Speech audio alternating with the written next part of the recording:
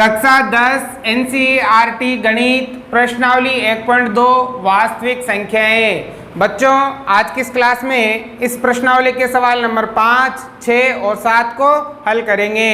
आपको ये सवाल ध्यानपूर्वक समझने हैं। तो देखो सवाल नंबर 5, जांच कीजिए कि क्या किसी प्राकृत संख्या n के लिए संख्या 6 की घात n अंक 0 पर समाप्त हो सकती है। हमें बताना है, जांच करना है कि प्राकृत संख्या n के लिए संख्या 6 की घात n अंक 0 पर समाप्त हो सकती है या फिर नहीं हो सकती। ठीक है, तो देखो कैसे करेंगे। यहाँ पर हमें n क्या दे रखी है, n हमें दे रखी है प्राकृत संख्या। बताओ बच्चों प्राकृत संख्या किसे कहते हैं? जो 1 से शुरू होती है और कहाँ तक चलती है? अनंत तक। मतलब 1 2 3 4 5 और इसे डॉट डॉट डॉट अनंत तक चलती है, उसे हम क्या कहते हैं? प्राकृत संख्या कहते हैं। अब हमें यह बताना है कि संख्या 6 की घात n के लिए अगर हम प्राकृत संख्या ले और उसको हल करें तो क्या वो 0 पर समाप्त हो सकती है? क्या उसका अंतिम अंक 0 आ सकता है या फिर नहीं आ सकता? तो देखो अगर बच्चों मैंने यहाँ पर 6 की घात n है ना, तो n की जगह मैंने प्राकृत संख्या 1 रखी तो उत्तर कितना आएगा? 6 आएगा। अगर मैंने 6 की घात n की जगह प्राकृत संख्या 2 रखी तो 6 6 36 आएगा। ठीक है, अगर मैंने प्राकृत संख्या 3 रखी तो 216 आएगा। बताओ इनका अंतिम अंक 0 आता है क्या? अंतिम अंक 0 नहीं आ रहा है। आप कोई सी भी रखोगे, 6 की घात 10 रखोगे ना तो भी जो उत्तर आएगा ना उसमें अंतिम अंक आपके 0 नहीं आएगा। कैसे? देखो एक उदाहरण से मैं और समझाता हूँ। अगर बच्चों में यहाँ पर 10 की घात n लूँ, 10 की घात कितनी लेता हूँ? n, और इस n की जगह कितना रखता हूँ? 1 रखता हूँ तो कितना आएगा? 10 आएगा। अगर मैं इसकी जगह 2 रखता हूँ तो कितना आएगा? 100 आएगा। अगर मैं 10 की जगह 3 रखता हूँ तो कितना आएगा? 1000 आएगा। तो देखो अगर 10 की घात n है तो उसका जो अंतिम अंक है वो क्या आ रहा है? 0 आ रहा है, मतलब 0 पर समाप्त हो रहा है। जबकि 6 की घात n 0 पर समाप्त नहीं होती है। अब देखो इसका पता लगाने के लिए हम क्या करेंगे? इसके गुणनखंड करेंगे। अगर हम 10 के गुणनखंड करते हैं तो क्या आते हैं? 2 × 5 2 5 10 होता है। अगर हम 6 के गुणनखंड करते हैं तो क्या आते हैं? 2 × 3 ये आते हैं ना। तो बच्चों जिस संख्या के गुणनखंड में 5 और 2 आते हैं, 5 और कितने आते हैं? 2, वो संख्या, उस संख्या की घात अगर प्राकृत संख्या है तो वो किस पर समाप्त होती है? 0 पर समाप्त होती है। और जिस संख्या के गुणनखंड में 5 नहीं आता है ना, 5 और 2 मतलब दोनों आने चाहिए, 5 नहीं आता है वो 0 पर समाप्त नहीं होती है। समझ में आ रही है बात? भाई जिस संख्या के गुणनखंड में अगर 5 आए तो उसकी घात n एक प्राकृत संख्या हो तो वो 0 पर समाप्त होगी। और जिस संख्या के गुणनखंड में 5 नहीं आते हैं, ठीक है ना, तो वो संख्या 0 पर समाप्त नहीं होती है। ठीक है, तो ये कोई ज़्यादा इंपॉर्टेंट क्वेश्चन नहीं है। ठीक है, फिर भी आपको समझना जरूरी है। तो बच्चों यहाँ पर हम क्या लिखेंगे? यहाँ पर हम लिखेंगे, ठीक है ना, ये मैंने आपको समझाने के लिए बताया था। क्या लिखेंगे यहाँ पर? यहाँ पर लिखेंगे कि 2 × 5 की घात n बराबर नहीं है किसके? 2 × 3 की घात n के। मतलब ये दोनों बराबर नहीं है, इसलिए किसी प्राकृत संख्या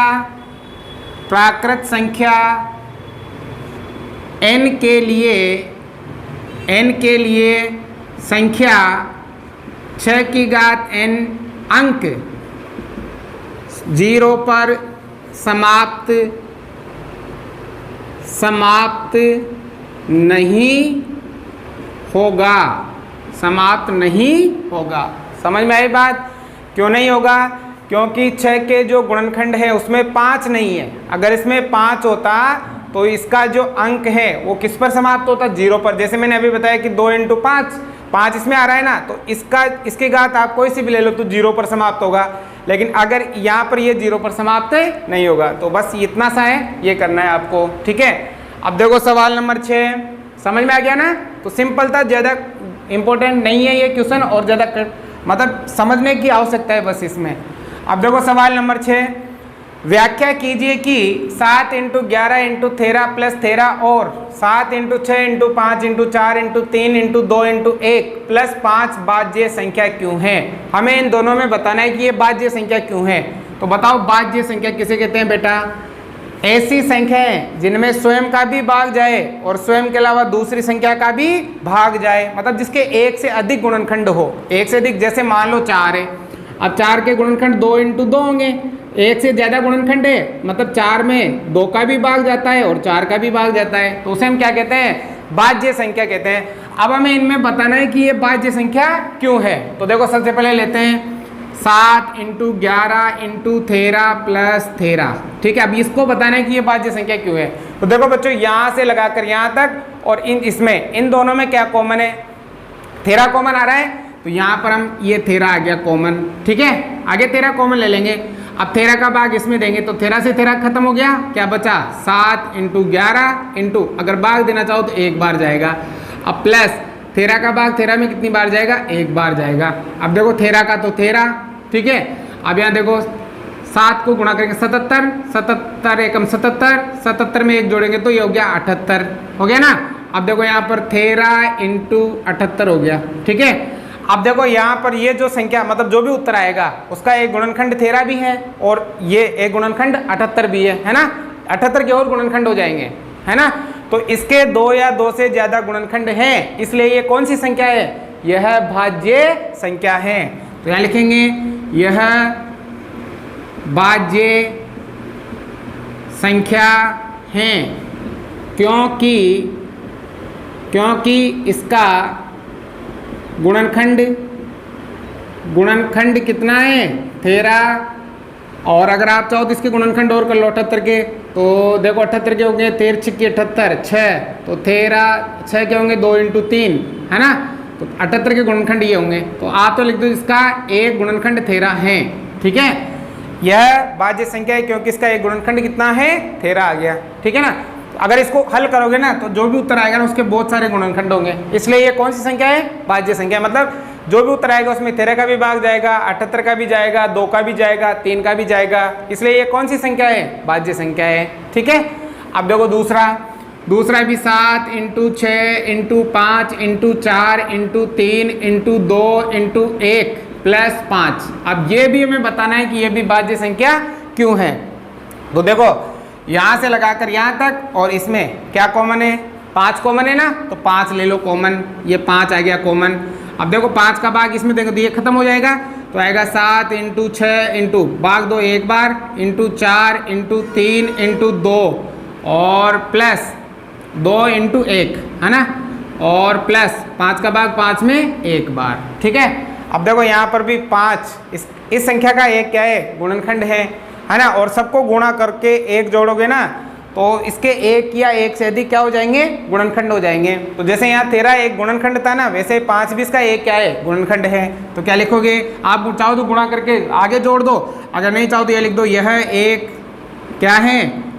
भाज्य संख्या है क्योंकि इसका एक गुणनखंड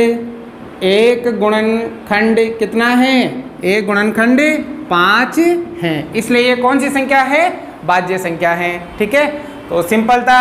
यहाँ से आपको 13 कॉमन लेना है, तो यहाँ लिखना है कि ये एक भाज्य संख्या है क्योंकि इसका एक गुणनखंड 13 है। यहाँ से 5 कॉमन लेना है और यहाँ लिखना है क्योंकि ये एक भाज्य संख्या है क्योंकि इसका एक गुणनखंड कितना है? 5 है, ठीक है। तो भाज्य संख्या उसे कहते हैं जिसमें स्वयं का भी भाग जाए और स्वयं के अलावा दूसरी संख्या का भी भाग जाए। तो देखो अगर इसको हल करोगे ना तो इसमें 5 का भी भाग जाएगा और इसका जो उत्तर आएगा उसका भी भाग जाएगा, उसके और टुकड़े होंगे उनका भी भाग जाएगा, इसलिए ये कौन सी संख्या है? भाज्य संख्या है। आगे भाई समझ में उतारो पहले दोनों को।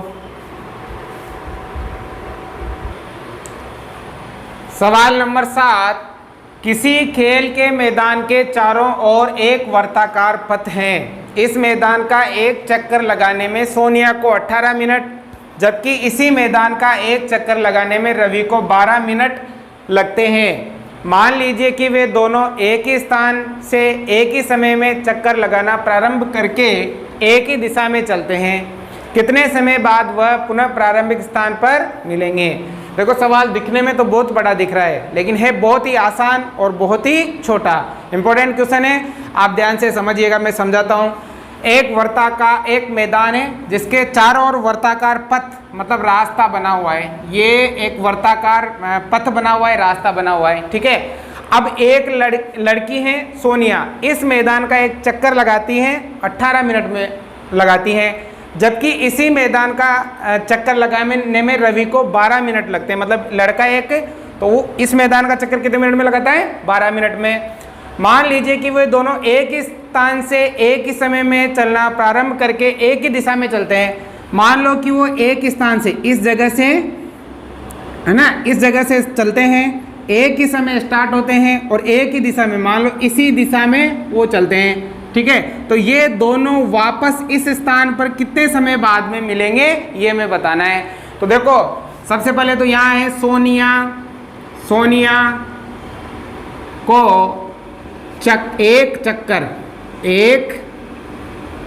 सोनिया को एक चक्कर लगाने में लगा समय। बताओ बेटा कितना समय लग रहा है सोनिया को? 18 मिनट, ठीक है। और दूसरा क्या नाम है? रवि को एक चक्कर लगाने में लगा समय। बताओ रवि कितने समय में लगा रहा है? 12 मिनट में लगा रहा है, ठीक है। एक बार फिर समझो, एक वर्ताकार मैदान है, इस मैदान के एक लड़की है सोनिया, ठीक है, वो एक चक्कर लगाती है 18 मिनट में, रवि एक चक्कर लगाता है 12 मिनट में। अब ये दोनों एक ही स्थान से, है ना, एक ही समय पर और एक ही दिशा में चलना प्रारंभ करते हैं, है ना।